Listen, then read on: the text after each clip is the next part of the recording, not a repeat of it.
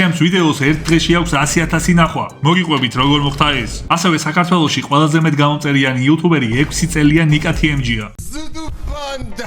ახლა 19 იანვარს კი იყო თარიღი, როცა ორმა ქართველმა იუთუბერმა ერთად გადაასწრო. რა მოხდა? და მე საერთოდ 200,000 გამომწერზე ავედი. შეგიძლიათ მომილოცოთ. გამარჯობა, მე ჰიტა ვარ და მე 160 IQ მაქვს. ამ ვიდეოში მე მინდა მოგიყვეთ იმაზე თუ რა არის ტრენდებზე სერფინგი. თან ცოტათი ყველას მაინც გეხევათ ეს ამბავია და თან არ ამგონია ამაზე ვინმე ამახვილებდეს ყურადღებას. ამიტომ ძალიან საინტერესო ამბავია. ჩემი წინა ვიდეო იყო იმის შესახებ თუ რა საიდუმლოებს ინახავს ანტარქტიდა და რატომ გადავიღე ანტარქტიდაზე საერთოდ ვიდეო, მაგას მოგიყვებით ახლა. და რა კავშირშია ეს ყველაფერი ტრენდებზე სერფინგთან. ჩემი არხის მთავარი პარტნიორია საქართველოს ბანკი. ზოგადად რომ იცოდეთ, ინტერნეტში დიდი იუთუბერები ქმნიან ამინდს. დიდი იუთუბერები რაზეც იღებენ ხოლმე ვიდეოებს, შემდეგ პატარ-პატარა კონტენტი მოყვება ყველაფერს. მაგალითად ედიტების სახით, რაც შემდეგ TikTok-ზე ხვდება ხოლმე, ან Instagram Reel-ებზე. Instagram Reel-ები Facebook-ზეც ხვდება ხოლმე, ასევე პოსტები. დიდი იუთუბერები, როდესაც იღებენ ვიდეოს რაღაცა თემაზე, ეგ თემა პოპულარული ხდება. აი მაგალითად ჩაშან სოსომ რომ იმოგზაურა ჩრდილოეთ კორეაში, ჩრდილოეთ კორეაზე თუ ვინმეს რამე ვიდეო დაუდია ქართულ ენაზე, ყველას ვიდეოს მოემატა ნახვა. ასევე მაგალითად მე მაქვს გადაღებული ვიდეო თუ რატომ არის მერაბ დვალიშვილი გენიოსი. მერაბ დვალიშვილი ხო ჩხუბობს წელიწადში რამდენჯერმე. მერაბ დვალიშვილის ჩხუბების პარალელურად ჩემს ვიდეოს რამდენიმე 1000 ნახვა ყოველთვის ემატება. მერაბ დვალიშვილი რაც უფრო მეჯერი ჩხუბებს, ამ ჩემს ვიდეოს ნახვები სულ მოემატება. და ასე არის ყველა სფეროზე. ყველაფერი ერთმანეთთან გადაჯაჭვულია. ამ ყველაფერს მე დიდი ხანია ვაკვირდები, რადგან იუთუბერობის შემადგენელი ნაწილია. დაახლოებით 6 თვის წინ, როდესაც სოსომ და კაკომ გადაწყვიტეს ანტარქტიდაზე მოგზაურობა, უბრალოდ ორივეს უნდოდა და რადგან ორივეს უნდოდა, შემდეგ მოილაპარაკეს რომ ბარემ ერთად დასულიყვნენ და კოლაბიც გაეკეთებინათ. მაშინვე მომივიდა თავში იდეა რომ მეც ხომ არ უნდა გადავიღო ვიდეო ანტარქტიდაზე მაგ პერიოდისთვის. რადგან ეს ყველაფერი ძალიან დიდ ჰაიპს გამოიწვევს, ორი ამხელა იუთუბერი რომ მოგზაურობას აპირებს ანტარქტიდაზე თან ერთად. და თან იქ თუ წავიდნენ ორივე სოციალურ ქსელში ძალიან ბევრ კონტენტს დააგროვებს მანამდე და დაანონსებენ, გადაიღებენ ყველაფერს იქიდან საერთოდ short content-ში, TikTok-ზე და Instagram-ზე მაგალითად. და შემდეგ უდიდესი ჰაიპი ექნება, როდესაც უკვე ვიდეოებს ინტერნეტში დადებენ. მაგრამ ამ ყველაფერს რომ გააკეთებენ და მეც გავს თემატიკაზე გადავიღებ ვიდეოს, ეს რომ ჯანსაღი პროცესი იყოს, სიჯანსაღი რომ შეინარჩუნოს, მე არ უნდა გამოვიყენო ამისთვის რაიმე პირადი ნაცნობობა ან რამე მსგავსი. მხოლოდ საჯარო ინფორმაცია. საჯაროდ რასაც განათავსებენ, მაგ ინფორმაციაზე დაყნობა შემიძლია მხოლოდ. მე რომ დაურეკო ახლა სოსოს ან კაკოს და რაიმე ვკითხო მაგასთან დაკავშირებით, პროცესი გახდება თავიდან ბოლომდე არაჯანსაღი, რადგან ეს ტრენდებზე სერფინგი კი აღარ იქნება, უკვე სხვა რაღაცა იქნება. და მხოლოდ საჯაროდ განთავსებული ინფორმაციით სარგებლობა შეიძლება ამ ჩემს კონკრეტულ შემთხვევაში. და რა საჭიროა ეს ტრენდებზე სერფინგი საერთოდ, ნახეთ? ჩვენ იუთუბერები ვიღებთ ვიდეოებს. ვცდილობთ რომ ჩვენი ვიდეოები კარგი იყოს, ხარისხიანი იყოს, შინაარსობრივი, ბევრი ღირებულების მატარებელი და ასევე ბევრი ნახვების მქონე. თუ რაღაცა თემაზე აპირებდი ვიდეოს გაკეთებას და ეს თემა ბუნებრივად შემთხვევით შეიძლება გაიტრენდოს რაღაცის გამო და მაშინ გააკეთებ ამ ვიდეოს, ფაქტობრივად იმ ტრენდს შემოახტები და შენი ვიდეო ბევრად უფრო წარმატებული იქნება ხოლმე. მაგალითად, ჩაშან რომ გადავიღე პირამიდებზე ვიდეო, ახლობით 1 წელი ვაანონსებდი რომ პირამიდები მაინტერესებდა და მინდოდა ვიდეოების გადაღება პირამიდებზე. რაღაცნაირად სულ მეზარებოდა და ასე გავიდა რამდენიმე თვე. მაგრამ შემდეგ თელს მსოფლიოში რამდენიმე დღე ყველა პირამიდებზე ლაპარაკობდა, რადგან გავრცელდა ინფორმაცია რომ აღმოაჩინეს პირამიდების ქვემოთ რაღაც გიგანტური ზომის ნაგებობა. ეს ტრენდი არ ვიცით მართალია თუ არა, მაგრამ მაგ პერიოდში რამდენიმე დღის განმავლობაში ყველა მაგაზე ლაპარაკობდა. ყველა სოციალურ ქსელში, სადაც არ უნდა შესულიყავი, სულ პირამიდები იყო. ამიტომ მე მაშინ გადავწყვიტე რომ მე რომ პირამიდები მაინტერესებს, აი ახლა მოვიდა ზუსტად ის მომენტი, როცა მე უნდა გადავიღო ვიდეო. გადავიღე ვიდეო რამდენიმე ხანი გადავათენე რომ მალე დამედო, იმიტომ რომ ის ტალღა თუ წავიდა უკვე, მე აზრი აღარ აქვს. გადავიღე და ეგ ვიდეო იყო ჩემს YouTube ვიდეოებს შორის ყველაზე შედეგიანი, ყველაზე მეტი გამომწერი მომიმატა როგორც ერთმა ვიდეომ. მსგავსი ამბავი იყო, მსგავსი ამბავი იყო, როდესაც იმედზე გადავიღე ვიდეო, იმედის სიუჟეტზე. იმედმა გააკეთა ძალიან სასაცილო ვიდეო იუთუბერებზე, თქვეს რომ იუთუბერები ბავშვებს ფსიქიკას უნგრევენ და რაღაცა ეგეთები, რადგან Counter-ს თამაშობენ ლაივში. და Counter-ს თამაშობდა იქ ხოცვა ჟლეტა არის ადამიანების და ამის ყურება როგორ შეიძლება. თან ერთი მომენტი ქონდა თამაშობილი ვიდეოდან, სადაც ერთ-ერთი ქართველი იუთუბერი Counter-ს თამაშობს და ტერორისტების და სპეცრაზმის მაგივრად სკინები აქვს ტომი და ჯერის და იმალები გვერი კაი ძალიან აფსოს თითქოს ტომი და ჯერიც კი გარყვნეს იუთუბერებმა და დანით შეხავენ ერთმანეთს. ეგრე იყო შეფუთული ეს ისა სიუჟეტი. როგორ შეხავენ დანით ტომის და ჯერის. ხო ხო და ის რამდენიმე დღე ყველა მაგ სიუჟეტზე ლაპარაკობდა და მე გადავიღე მაგაზე უბრალოდ რეაქცია და 200,000-ზე მეტი ნახვა აიღო მაშინ. ხო და სოსომ და კაკომ რომ დაანონსეს ანტარქტიდაზე წასვლა, მე გადავწყვიტე ანტარქტიდაზე ბევრი რამე მესწავლა, რაც კი საინტერესო ინფორმაცია არსებობდა, ყველაფერი შემეგროვებინა და ისეთი სტილის ვიდეო გადამეყვა, როგორც გადავიღე მაგალითად პირამიდებზე. რომ არა სოსო და კაკო ალბათ არასოდეს მომინდებოდა ანტარქტიდაზე ვიდეოს გადაღება, არ დავფიქრდებოდი მაგაზე, მაგრამ იმდენად საინტერესო აღმოჩნდა ეს ყველაფერი, რომ მადლობა აქედან ბიჭებო, რომ ანტარქტიდა აირჩიეთ. კაკომ დაიწყო ყოველდღე ვიდეოების დადება, სადაც ყინულის აბაზანაში ჩადის და ამბობს, რომ ამით ემზადება ანტარქტიდაზე წასასვლელად. 7 დღე დამრჩა, სანამ ანტარქტიდაზე გავფრინდები. 6 დღე და 5 დღე, 4 დღე დამიდღე და 2 დღე და 1 დღე და იქ რომ ჩავიდნენ, პინგვინებს უღებენ ვიდეოებს და უამრავი ნახვა აქვს. YouTube-ზე ვიდეოების დადებამდე იმ ხელა ამბავი ატეხეს, რომ სადაც არ წავედი ეს თვეებია, საქართველოში შეიძლება სოსო და კაკოც არ იცოდნენ, მაგრამ ყველა მეუბნება, რომ ის იუთუბერები ანტარქტიდაზე რომ არიან. იმ ხელა მოლოდინის შექმნის, თითქმის მთელ ქვეყანაში ყველა მიცის, რომ ანტარქტიდაზე არიან და ამაზე დაიდება ვიდეოები. როგორც წესი, როცა ესე დიდ კოლაპს აკეთებენ ხოლმე დიდი იუთუბერები, ვიდეოს ერთად დებენ ხოლმე, რადგან პირველი ვინც დადებს, მხოლოდ იმან რომ არ წაიღოს ჰაიპი. თუ ვიდეოს ერთად დადებ, მაშინ თანაბარია და უფრო სამართლიანია. ამიტომ სოსო და კაკო რომ ვიდეოებს ერთად დადებდნენ, ეს გაცვლადია. თუმცა კრეატორის გადაღებაზე კაკოს მაინც ვკითხე, ერთად დებდნენ ნამდვილად. და ეს იყო ერთადერთი მომენტი, როცა სულმა წამძლია და მაინც შევეკითხე, თუმცა ისედაც ვიცოდი. როცა ამ ხელა ცუნამი მოდის ინტერნეტში, ცუნამის დროს რა ხდება ხომ იცით? სანამ ცუნამი წამოვა, მანამდე ჯერ წყალი პატარავდება და თითქოს მიდის ეს წყალი უკან, რომ იქიდან შემდეგ დიდი წამოვიდეს. ამიტომ ეს ინტერნეტში იგრძნობა. აი მაგალითად 11 დღის წინ, სანამ ბიჭები ვიდეოს გამოაქვეყნებენ, ბენი დადო ვიდეო, რომელსაც ქვია რა იმალება ანტარქტიდაზე. ბენი ძალიან დიდი ხნის იუთუბერია, ეს ტრენდ მგრძნობელობა ბუნებრივად აქვს და კიდევ ბევრ ნიჭიერ იუთუბერს აქვს. მოკლედ, მათი ვიდეო რომ ცუნამივით წალიკავს ინტერნეტში ყველაფერს და ყველგან ყინულები და ანტარქტიდა შეხვდებათ. მანამდეც კი, სანამ ვიდეოს დადებენ, ტრენდის მოახლოებამდეც კი რაღაცეები უკვე იგრძნობა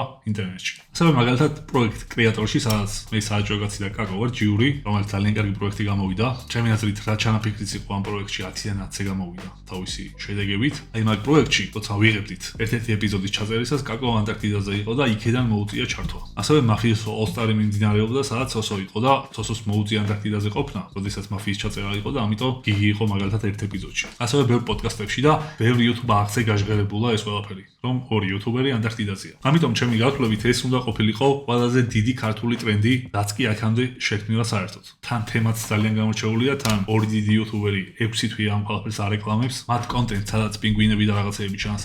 100,000-ზე მეტი ლაიქები აქვს თითო რილს, რაც სრული სიგიჟია. TikTok-ზე ხალხი ედიტებს აკეთებს მათ რილებზე და მაგასაც 100,000-ობით ლაიქი აქვს TikTok-ზე. და როცა ვიდეოებს დადებენ, შემდეგ TikTok ედიტორები კიდევ უფრო მეტ ვიდეოს ამოჭრიან და მთლიანად მოედება ყველაფერს. ზოგადად ტრენდებზე დაკვირვებაზე ადრეც გადავიღე ერთი ვიდეო. ეს ვიდეო ნახეთ აუცილებლად, ძალიან საინტერესოა. და თან ჩემი სფერო შემადგენელი ნაწილია და თან ძალიან მიყვარს მაგაზე ფიქრი, რადგან ადამიანის ბუნებას განსაზღვრავს. თუ ტრენდებს კარგად შეისწავლი, ადამიანზე ძალიან ბევრ ამის გაიგებ, იმიტომ რომ ამ ტრენდებს ადამიანები ქმნიან. ისე როგორც მიმები არის ადამიანის კულტურის გენები. თაიალისტებზე რომ გადავიღე ვიდეო ადრე, შემდეგ თითქმის ყველა იუთუბერმაც გადაიღო. მაშინ ასე დარწმუნებული არ ვიყავი ბევრ რაღაცაში რა როგორ მუშაობდა, თუმცა პირველად ვცადე რაღაც მაგდაგვარი და 100% გაამართლა. როგორც გითხარით, ვინც ინტერნეტში რაღაცებს უყურებთ, შეიძლება ამ კუთხით არაფერს არ აკვირდებით, მაგრამ ამ ვიდეოს ყურების შემდეგ რაღაცებს უფრო უკეთესად მიხვდებით ხოლმე ჩემი აზრით. ისეთი ადამიანები, ვინც ამ ვიდეოს უყურებთ ახლა, ვინც თქვენ თვითონ გქნით კონტენტს ინტერნეტში, არ აქვს მნიშვნელობა რომელ სოციალურ ქსელში. თქვენთვის ეს ყველაფერი კიდევ უფრო საინტერესო უნდა იყოს ამ რაღაცებზე ფიქრი, რადგან შეიძლება ბევრჯერ გამოგადგეთ. თუმცა ახლა ნახეთ, მე რომ ამ ყველაფერს ვაკეთებ, რომ მინდა რომ ამ ანტარქტიდის ტრენდს ავეკიდო. ასე ვთქვათ, და მეც გადავიღო ჩემი ვიდეო. ისეც არ უნდა გამოვიდეს, რომ ამ ბიჭებმა ფული დახარჯეს მოგზაურობაში, დაახლოებით თავისი ცხოვრებისგან ერთი თვე გამოყვეს, რომ წასულიყვნენ და მაგაზე ვიდეოები გაეკეთებინათ, მიუძღვნეს ასე ვთქვათ ერთი თვე და მე კიდე აქ ჩემი ოთახიდან ვცდილობ მათი ჰაიპი მოვიპარო. ეს თუ ასე გამოვიდა, მე ფაქტობრივად სერფინგის დაფიდან განმოვარდი და დავიხჭე. რადგან ეს არ არის კარგი საქციელი. ასეთი რისკი ახლავს ხოლმე ტრენდებთან ურთიერთობას. მაგრამ მე დაფიქრდა რომ არ განმოვარდი, მაგის ბალანსს რა იცავს ნახეთ. ნებისმიერი კონტენტი, რაც ტრენდის შემქმნელის ქმედებას მოყვება მომავალში, აუცილებლად ყველაზე მომგებიანი არის თვითონ ტრენდის შემქმნელისთვის. რადგან დედა ვიდეოა, ასე ვთქვათ, დედა კონტენტი. დედა კონტენტი მისია. შესაბამისად, ჩემი ასეთი აქტივობა და ყველაფერი რაც ამას მომავალში მოყვება, ტრენდის შემქმნელისთვის კარგია ამ შემთხვევაში კაკოსთვის და სოსოსთვის. რადგან ტრაფიკი მაინც მათ ვიდეოებზე მივა ბოლოს. და საბოლოო ჯამში, მთელი ამ პერიოდის განმავლობაში, ვინც კი რამეს გააკეთებს ანტარქტიდის თემასთან დაკავშირებით, მათთვის პირველ რიგში არის ყველაზე კარგი. და საბოლოო ჯამში ეს ყველაფერი ურთიერთსასარგებლოა, ანუ კოლაბორაციაა ფაქტობრივად. სოსომ დაანონსა, რომ თავიანთ ვიდეოს ბიჭები დადებენ 14 იანვარს. მე თუ მინდა რომ ეს სერფინგის დაფით გადავისრიალო, იდეალური იქნება თუ მათი ვიდეოების გამოქვეყნების შემდეგ ჩემი ვიდეოც რამდენიმე საათში გამოქვეყნდება. 2-3 დღის შემდეგ სოსომ ისევ გამოაქვეყნა პოსტი, სადაც ამბობს, რომ 14-ში ვიდეოს დადება ვეღარ ესწრება, უნდა რომ მაქსიმალურად ხარისხიანი გამოვიდეს, ედიტზე ვერ მოასწრეს და იმდენად მაგარ ვიდეოს აკეთებენ, რომ რამდენიმე დღით ადრე დადების გამო არ უნდა ხარისხზე იმოქმედოს. ამიტომ კიდევ აიღებს რამდენიმე დღეს, ბოლომდე როგორც წარმოუდგენია და როგორც უნდა ისე ჩადებს გულსა და სულს და 19-ში გამოაქვეყნებს. შესაბამისად, კაკოც გადაწევს გამოქვეყნების თარიღს და ორივე დადებენ 19-ში. ასევე სოსო მოიფიქრა ასეთი რამე. თავისი ვიდეოს პრემიერა უნდა შედგეს კავიაში. როცა ამის შესახებ დაპოსტა, ბილეთები გაიყიდა 1 წუთში, რომ თვითონ თავის გამოწერებთან ერთად თავის ანტარქტიდის ვიდეოს უყურონ კინოში ერთად. როცა YouTube-ზე გამოქვეყნდება, თან კინოში ჩართავენ ლაივში და იქ ვინ შეიკრიბება, ისინი იქვე უყურებენ. ეს ძალიან მაგარი ნაბიჯია და ჩვენი სფეროს ახალ ლეველზე გადასვლას ნიშნავს. 1 წუთში გაყიდული მთელი ბილეთები წარმოადგენს რა სიგიჟეა. ამ ყველაფერს ახლა მე ვიღებ 17 რიცხვში. ეს ყველაფერი 2 დღეში უნდა მოხდეს. თუ ყველაფერი ისე წავიდა როგორც სიტუაცია გვაჩვენებს, სოსოს და კაკოს ვიდეო იქნება მათ არხზე, რომელსაც ეხლა 19-ში დადებენ, ყველაზე პოპულარული მალევე. და ზოგადად გამოცდილი იუთუბერი ვიდეოს დადებიდან დაახლოებით 1 საათში უკვე ხვდება მისი ვიდეო რამდენ ნახვაზე ავა მომავალში, საერთო ჯობში. ამიტომ მათი ვიდეოები აუცილებლად მიუახლოვდება მილიონ ნახვას. შეიძლება 2-3 კვირაში გადაცდეს, ან უფრო მალეც. ჩემი ვიდეო არ ვიცი რამდენ ნახვაზე ავა. თუ 200.000 ნახვას გადაცდა, მაგალითად, მაშინ ჩავთვლი რომ ამ ყველაფერმა კარგად იმუშავა. 200.000-აც უფრო ზემოთაც ხდება, მით უფრო კარგად იმუშავა. რაც უფრო ქვემოთაც მიუახლოვდება, მით უფრო ცუდად იმუშავა. თუ სადღაც 50.000 ნახვაზე ავიდა და გაჩერდა, მაშინ უნდა ჩავთვალო, რომ ახლა ამ ვიდეოში რასაც გელაპარაკებით, არაფერმა არ იმუშავა, რადგან 50.000 ნახვაზე ისედაც ავიდა და რაც არ უნდა გადამიღო. და არანაირი სეტინგი არ ყოფილა. ასევე საინტერესო ინფორმაციაა, რომ სოსოს დღის მდგომარეობით ყავს 506.000 გამომწერი. Hungryman-ებს ყავს 507.000 გამომწერი და Nickatmg-ს ყავს 508.000 გამომწერი. Nickatmg არის საქართველოში ყველაზე მეტ გამომწერიანი იუთუბერი დაახლოებით 6 წელია ან მეტი. სოსო მიუახლოვდა და უკვე 2,000-ით ჩამორჩება. 19-ში როგორც კი სოსო ვიდეოს გამოაქვეყნებს, გახდება იმ წამსვე ყველაზე მეტ გამომწერიანი ქართველი იუთუბერი და რამდენიმე ათეული ათასით 2 დღეში გაასწრებს უკვე. TMG ძალიან მიყვარს და ამდენი წელი მისი დომინაცია ძალიან დასაფასებელია და ისტორიას დარჩება. ამ ყველაფრის შემდეგ კი რომ შევაფასოთ, ჩვენმა მოგზაურმა იუთუბერებმა იმ ხელაზე განავითარეს ეს ჩვენი სფერო და ისეთი რიცხვები დადეს და ისეთი ყველაფერი საერთოდ იმ ხელაზე შეცვალეს, რომ ძალიან დიდ მადლობას იმსახურებენ და პატივისცემას. წარმოიდგინეთ, რამდენი რესურსი იჭირდება, რომ ყოველი ვიდეოს გადაღებისთვის საზღვარგარეთ წახვიდეს სამოგზაუროდ. მით უმეტეს ასეთ გამორჩეულ ადგილებზე. და ეს ყველაფერი რომ ქართველი იუთუბერი შეუძლია თავისი იუთუბერული მოღვაწეობით, ყველანაირი სხვა დამატებითი რესურსის გარეშე. ეს ძალიან ასწორებს. კარგი, ახლა მე გავამზადებ ჩემს ვიდეოსაც ერთად, ამასაც და ანტარქტიდაზე ვიდეოსაც. თუ თქვენ ახლა ამას უყურებთ, ანტარქტიდაზე ვიდეოც ჩემი უკვე ნანახი გექნებათ და ბიჭებსაც 2 დღის წინ აქვთ ვიდეოები გამოქვეყნებული. სადაც მე ამ ვიდეოში ვილაპარაკი ახლა, ან ეს ყველაფერი უკვე მოხდა და სიმართლეა, ან კლოუზინაციაში ჩამივარდა და არ ვიცი, შეიძლება მოხდეს სხვა. თუმცა ბევრი რამე შეიძლება გარემო ფაქტორები რამაც იმოქმედოს. ამიტომ ნახოთ. დალაიქეთ ეს ვიდეო და ჩემი არხი გამოიწერეთ და ერთად გავაჩენოთ ტრენდები.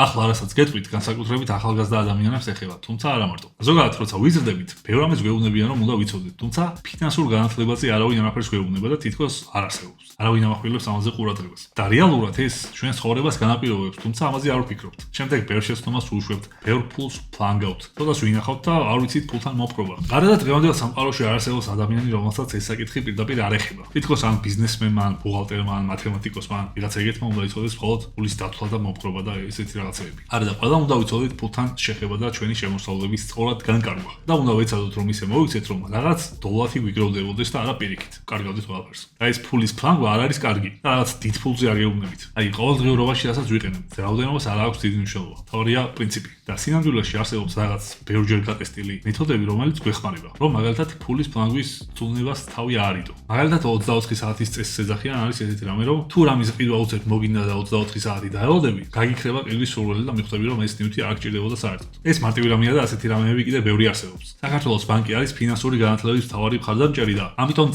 წლის განმავლობაში ბევრი ფინანსური პროექტი და ტრენინგი ექნებათ, სადაც დასწრება ყველა შეუძლია. მე ვიდეოს აღწერაში დაგითხოვებთ ლინკს, სადაც შეგიძლიათ ნახოთ ეს პროექტები და მთელი წლის განმავლობაში თქვენთვის სასურველ პროექტში ჩაერთოთ.